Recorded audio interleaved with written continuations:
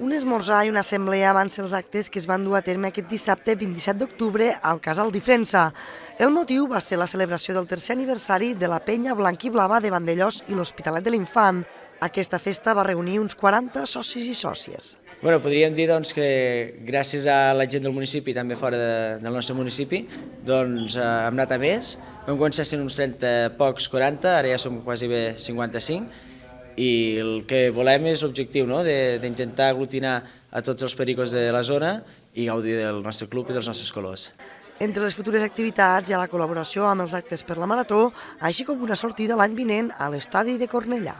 Com sempre, implicant-nos amb el que puguem, amb el Parc de Nadal, amb el Marató de TV3, tot el que es faci per aquí al municipi.